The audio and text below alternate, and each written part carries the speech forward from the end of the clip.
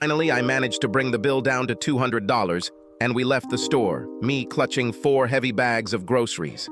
On the street, I turned to Mom. "Okay, I understand. I'll give her a raise." She slapped me so quickly that I didn't have time to notice the blow. I staggered and nearly dropped the groceries, her handprint burning hot on my face. "Don't you dare think that it's just about money." This small, 5-foot ball of rage growled in my face. "You don't even know the half of it. Just shut up and keep doing what you're told." I was 6 feet tall, but I trembled in front of this demonic woman. "This way, idiot," she muttered and walked away. I followed obediently, carrying heavy bags. By the time we walked 3 blocks to the bus stop, the groceries were starting to feel heavy in my hands. "Maybe we can take a taxi for all this?" I asked. She gave me a scary look. "Probably not," I conceded. She looked at her watch. "It's a pity that you spent so long in this grocery store. We missed the bus. The next one will be in 45 minutes. 45 minutes later, I was frantically pacing back and forth across the bus stop, trying to keep warm. My hands felt lead and numb, trying to hold the bags. I felt that my mind was clouding. I was no longer thinking clearly. I started the first stage of hypothermia. I was glad to get the bus, but Mom had to rummage through my pockets for a pass. Apparently, I needed to know to get it out before grabbing all the groceries. I couldn't put them in because it was too wet, and the bags would get wet and tear. She informed me that if I screwed up next time, she would leave me standing on the sidewalk. A 30-minute bus ride with these damn products brought us to our next stop. I couldn't fit them. The cabin was standing room only, and the seats were full. The bus itself was a disaster. The loud, noisy engine spewed out huge clouds of black smoke, which seemed to permeate every inch of the material inside. The rubber mats had worn through to the metal floor. The seats were torn. Several posts that were supposed to hold people in a standing position were missing. I had no idea that there were such decrepit cars in the transport fleet. The unshaven driver was scruffy, his shirt untucked, a cigarette dangling from his mouth, despite the numerous defaced no-smoking signs that decorated the bus. He shouted obscenities at more than one vehicle on the road, which caused his anger. I heard him directly ask the woman to get off the bus. It was disgusting. The city outside the window has changed.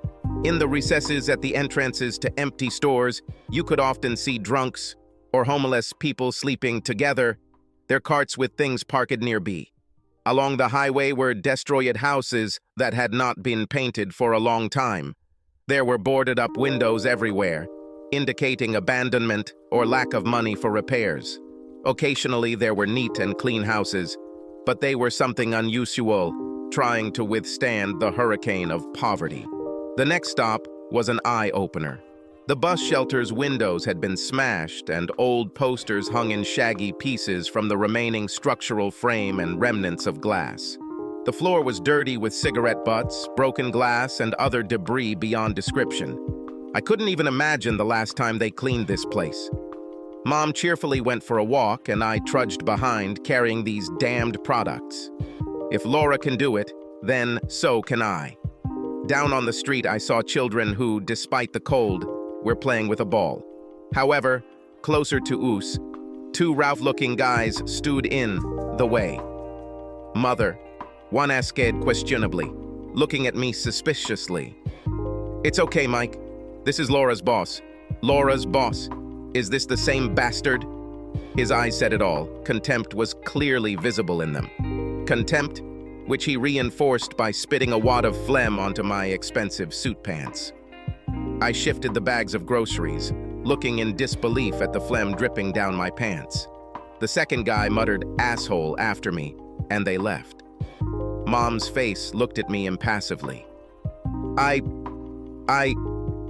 was at a loss for words. "Everyone loves Laura, but you may turn out to be unpopular here," she suggested, and began to walk again. The area was a slum with poorly preserved apartment buildings lining the streets. There were wrecked cars everywhere, dismantled and abandoned. The people looked rude and unfriendly. I was taken aback and asked, "Does Laura really come here in the evenings?" I realized I wouldn't like the answer when Mom's face turned bright red. "What a stupid question, Chris. You sometimes stay late, and she is always with you." "Yes, she comes here late at night, in the rain, in the snow, in the cold." "What are you thinking about, Chris?" After a long, miserable, almost 2-hour bus ride home, where she was often forced to wait at dark, lonely stops. There are times when she has to carry groceries late at night because you don't think about the fact that she has to work on weekends, leaving her no time to shop. At the same time, you do not pay her extra for overtime work. Did I mention those nights when it was so late that the buses weren't running and she had to dip into her and David's grocery money to pay for a taxi home? When this happens, she needs the help of the food bank. Otherwise, they will starve. She literally spat out the last words. I was speechless. I never thought about how she got home when we worked late. I was just guessing. Oh, damn, that's the word. It was an old joke, but very true. I remembered Tony Randall from the old TV series, The Odd Couple, acted out a courtroom scene where he scribbled the word assumption on the board in response to a witness's testimony. She assumed something. When you assume, you make an ass out of yourself and me. I was an ass for suggesting she was fine. By this time, we had reached the playground, and a boy ran up to us. "Grandmother!" Mom hugged him. "David, this is Chris, your mom's boss." His mood immediately soured, and I realized that I was not on his wish list to get to know each other better. I tried to distract him. "Do you like baseball?" He nodded. "What position do you play?" "I like first base," he admitted. I looked at his glove. It was a catcher's glove, very tattered, and the seams could barely hold it together. "How the hell do you play first base wearing a catcher's mitt?" His clothes were neat and clean, but very worn and faded. I blurted out something stupid. "Have you ever been to a major league game?" He stared at me as if he had just discovered dog shit on his sneakers. He got angry with me. "No, never. Thanks to you, there is too much money left at the end of the month." "David," Mom warned him. "I hear your conversations with Mom." He shouted angrily over his shoulder and ran back to his game. I was shocked. An 8-year-old just gave me one of the most humiliating moments of my life. "I should apologize for his behavior, but I can't say I'm sorry," Mom said. "No, don't apologize. He is right. This is completely my fault, and I'm going to make it right." This is just the beginning, Chris," she said as she entered the building. "Just the beginning?" I grasped at this thought in bewilderment. How much worse could it get? Feeling uneasy, I followed my mother into the building. I would eat that thought. The worst didn't even begin to hide it. To put it mildly, the building stank. Obviously, it was not maintained in working order. The smells of stale food were simply overwhelming. The stench of urine, rot, and unwashed people made me want to puke. There was a torn sign hanging on the elevator, "Does not work," as if it had been hanging there for many years, and we went up 3 floors. Entering Laura's apartment, I looked around and my heart sank. The kitchen table and 2 chairs were clearly secondhand, scratched, dented, and broken in places. A tiny love seat, the holes taped shut, sat in front of a 12-inch rear projection television, something I haven't seen for years. Mom noticed that I was looking at TV. It doesn't work, and she can't afford to fix it or buy a new one. Even if she could, she can't afford cable TV. "Come here." She waved her hand toward the closed door. I opened it and almost fell. There was a children's mattress on the floor in one corner and a single mattress in the other. For privacy, a sheet was pulled around the large mattress. Next to the small mattress, a fir branch with several Christmas lights was attached to the wall. Beneath it lay a couple of small wrapped gifts. A little further along, next to a small reading lamp, lay several books. "Laura and David live in the same room," Mom pointed out. I barely made it to the heavily stained sink before I vomited my rather expensive breakfast. How could I be so blind? How could I do this to the woman I loved? I turned away from the sink, tears blurring my eyes. "I can fix everything, Mom."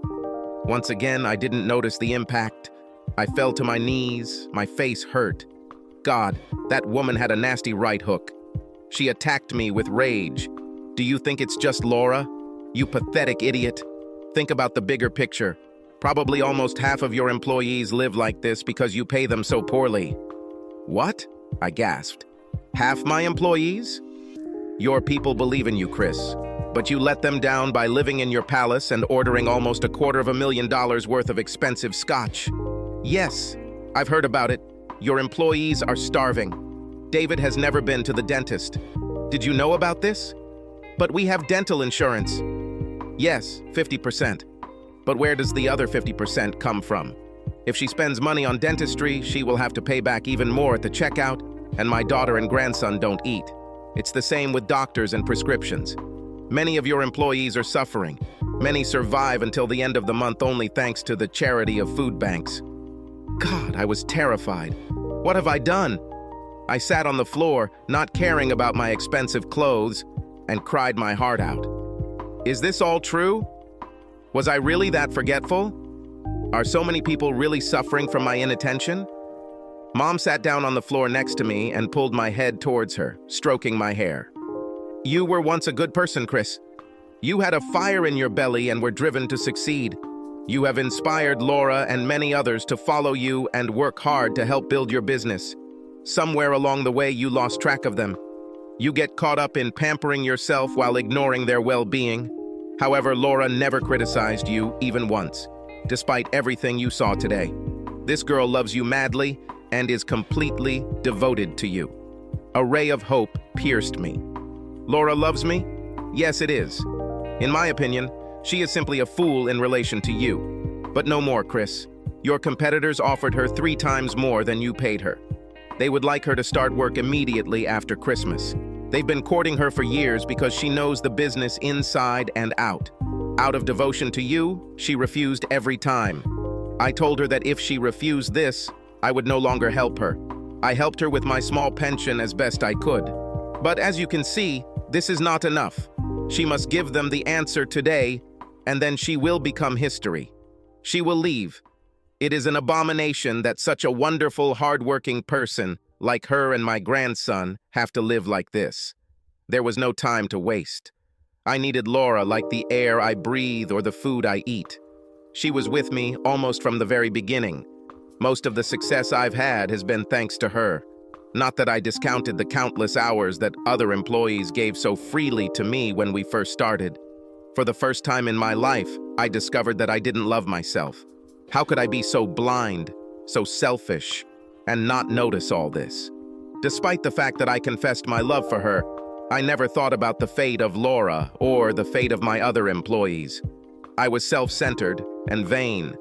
And here is a woman who covered my back in the most difficult times, not paying attention to her terrible personal circumstances, which she found herself in due to my carelessness. And she never complained.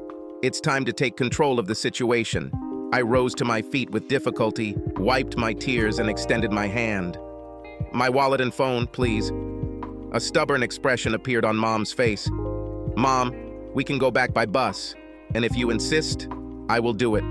I'll still be learning, but I get it. You are 100% right. It's already 1 o'clock in the afternoon, and I need to do this now. A lost minute is an unresolved problem. I need to get my staff together and start working to fix this. My emotions took over, and I turned to her with a sincere plea. Please, Mom, I can't lose Laura. I just cannot. I stood with tears in my eyes and begged for mercy. She reluctantly gave up my things. I'm sure she felt the need to torture me some more, and I couldn't blame her. I was a complete ass. Get David ready. We'll leave as soon as my car is here. When the 3 of us and Henry entered the office, Laura's eyes became very large. Mom, what have you done? She asked carefully. What should have been done many years ago? She sank down onto the couch. Is there any of that fancy coffee here? Sonny, make us all a cup, and maybe you can find some fizzy drink for David. I urgently need Sheila from HR. Whatever she's doing, tell her to quit it. Son?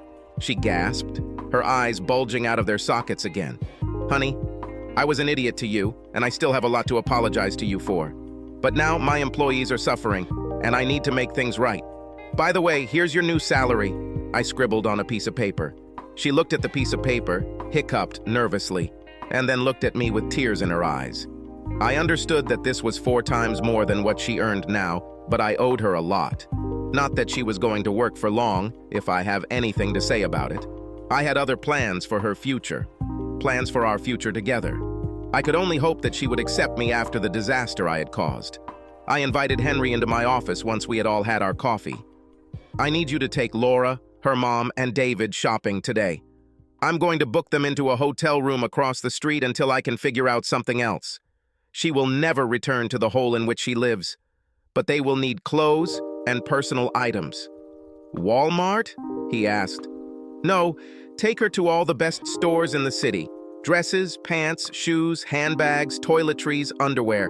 Everything she needs, and as much as she wants. Use a corporate credit card.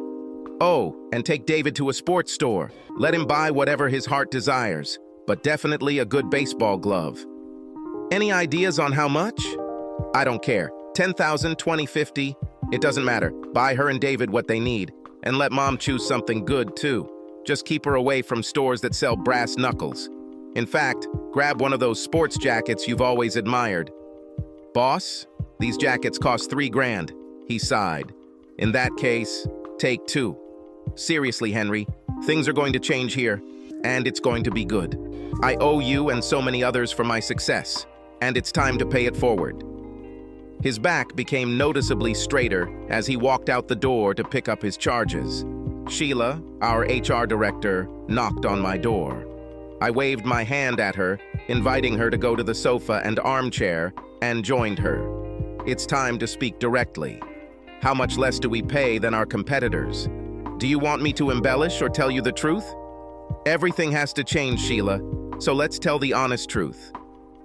20 to 30% less, incomplete benefits package, and no pension plan, she said. Damn, that was worse than I thought. How did we get to this life? I knew I was trying to run the financial ship tightly, but it was ridiculous. I realized that I always pushed Sheila away when she wanted to talk about salaries and industry averages. I was too focused on paying off the company's debts quickly. It's surprising that someone else worked for me. How much does it cost to fix this? Bring us to maybe 10% above the industry average? I need to do some calculations to be sure, but my intuition tells me that we are talking about 2, maybe 3 million. What if we do this retroactively, from the beginning of the year? She whistled. From 3 to 5 million, maybe more. The company had over 50 million in time certificates and bearer bonds for a rainy day. It was pouring rain, time to free up some cash. Okay, here's what I want to do. I want the hotel opposite on Friday, the day after tomorrow, to have a room large enough to accommodate all the staff.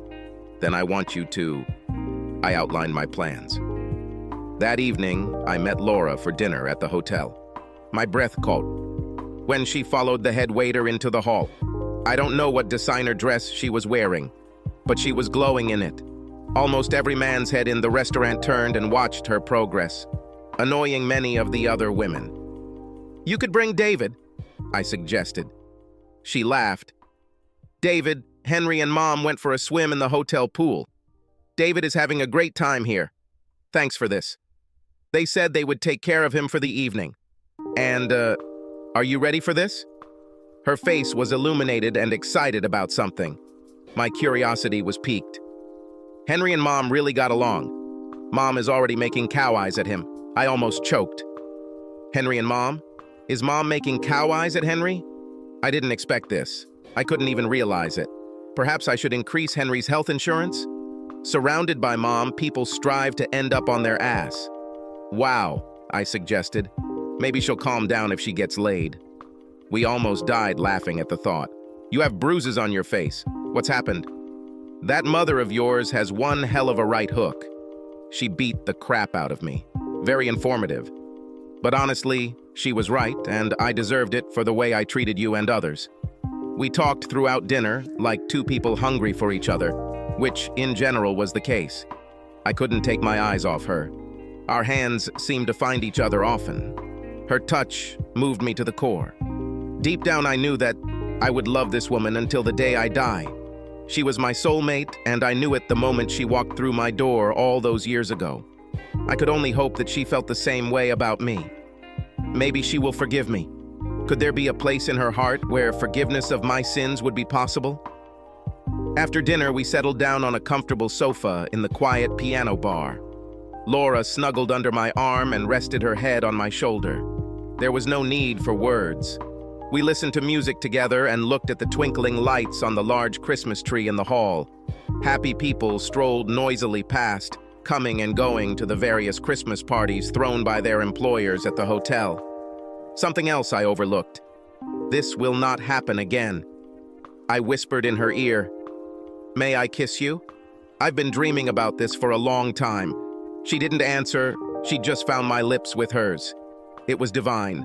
I've been waiting for this moment for so long. After a while, I realized that the waitress was standing, waiting with the bill in her hand, tapping her foot. She had a very funny expression on her face. "We're closing already, sir. Can we pay the bill?" We were shocked. I looked at my watch, and somehow more than 2 hours passed unnoticed by us. Laura blushed with embarrassment, and I took out my credit card. We laughed about it all the way to her room and stood at the door, hugging one last time. Looking into her beautiful eyes, I didn't want to ruin the moment, but I had to explain something to her. In the next 2 days, big changes will happen. Your job is to stay here and relax. Go for a massage. Go to the hairdresser. Get a manicure. Whatever. If you want to take David somewhere, ask Henry to take you. Buy everything you need. Henry will help you and take care of the bills. On Friday morning, we will have a breakfast meeting at this hotel with all the staff, and I want you to attend. You and I need to talk about ourselves, and then we can make some decisions. We kissed goodnight, and Angel Wings carried me down the hallway with the biggest smile on my face. I don't remember exactly how I walked. Sheila and her staff worked hard to prepare for Friday's meeting. Everyone enjoyed a lavish corporate breakfast at the hotel. After that, I chose a bar stool in the center of the stage to sit on. It's time to put things in order. The crowd fell silent. I began to speak, facing the people I had failed so badly. I tried to control the trembling in my voice from all the terrible emotions I was experiencing. I am here this morning to admit that I have failed as a leader. I allowed myself to be carried away by my own greedy desires, not realizing that I did not care about the people who worked so hard to help the company get to where it was. My voice broke with emotion, but I had to continue. We're going to fix that today. Over the past couple of days, Sheila and her staff have worked wonders. They give you envelopes, but please don't open them until everyone has received theirs. We must pay tribute to Sheila's foresight. She somewhere got hold of large red envelopes with a picture of Santa. They were ideal in content and time of year. I sat and waited for everyone to sort it out and get theirs. Please open them. There was a general sigh from the crowd and several, "Oh my God." I smiled as I heard a small squeal of joy coming from behind the curtains. Laura opened hers. I did some good things there that made me feel a little better. Her salary was 6 figures. I exercised my managerial prerogatives and added a retroactive bonus that reached 7 figures. Then there were company shares and options to purchase them. Her dedication and hard work deserved it. Even now, without me. She was a very wealthy young woman. I started with the good news. From today, everyone receives a 30% increase in salary. Secondly, a check in an envelope means a recalculation of this increase from the beginning of the year. For most of you, that's a 5-figure sum. There was loud collective applause. I waved my hand at them. That's not all. I became aware of some problems with our benefit programs. So from today, the company pays for everything 100%. No deductions, no additional payments. In addition, we have added payments for glasses, prescriptions, and children's braces, as well as other additional services. We also fund a pension plan with 100% company contributions to ensure you have a comfortable retirement. There was even louder applause, people banging their fists on the tables in happiness. I waited until everything calmed down. Some of you may have faced financial problems, such as foreclosure due to my greed. I'd like to fix this. I ask anyone who has ongoing problems to come see me in person next week. If this has been a past problem, we will find a way to resolve it, including co-signing new loans if your credit has been damaged. This time, the people fell silent, looking at each other. This was unprecedented. Some wit said, "Someone told me this isn't April Fool's Day." This made everyone laugh, including me. "Only for you if you want it to be, Larry," I answered him jokingly. He shook his head furiously with a laugh. No, he wasn't that impatient. This solves financial issues, but there is one more thing that I would like to change. Many years ago, I established a strict policy regarding employee fraternization. At the time, I was seriously concerned about inappropriate behavior or unwanted advances. But I didn't realize that sometimes people fall in love. I don't want to interfere with this at all. Sheila assured me that the company had grown enough that our fraternization rules could be rewritten to allow people to be people. If you have a love interest or want to date and a conflict arises, we can resolve it by moving one of the parties to a different manager to prevent any claims of favoritism. If there is no conflict, enjoy each other. If you hid your relationship because of our rules, please tell us about it. There will be no punishment. We will find a way to solve this problem. No need to hide anymore. I got up from my chair. "Laura, I need you here." She walked on stage in one of her new dresses and looked like $1,000,000. Several wolf whistles followed, making her blush. "What's the matter, Chris?" God, she was beautiful. Why did I wait so long to do the right thing? I took a small box out of my sweet pocket and, to a general gasp from the audience, I dropped to one knee in front of it. "Laura, I was a fool. If you never speak to me again, I will understand. I have always loved you and, due to my own stupidity, I could not tell you about it. I don't deserve you after the way I behaved, but I hope you and David forgive me. Will you marry me?" She loudly shouted yes and jumped on me, knocking me off my feet. I put the ring on her finger, and the audience gave us a standing ovation. We kissed to seal the deal and stood up. I let them clap for another minute to calm down, and I whispered a question into Laura's ear. She nodded affirmatively. "And with Laura's kind consent, you are all invited to our wedding." I had to stop again because of the applause. I waved my hand at them. I must say that all our future meetings with employees will not be so good. There were several good-natured exclamations at this. But one more thing. Take some time off today and cash your checks. Rest on Monday too. I'm declaring it a long weekend. Go and enjoy. Spend some money this Christmas. Have some fun. Oh, and we will be closed from December 23rd to January 2nd. This is a paid company holiday, so you can relax and celebrate Christmas with your family. And thank you. Thank you so much for what you have given to this company, and I hope you forgive the idiot who missed out on all the good things you brought to us. The entire hotel almost collapsed from this applause. As everyone walked out the door, Henry and Mom walked up holding hands.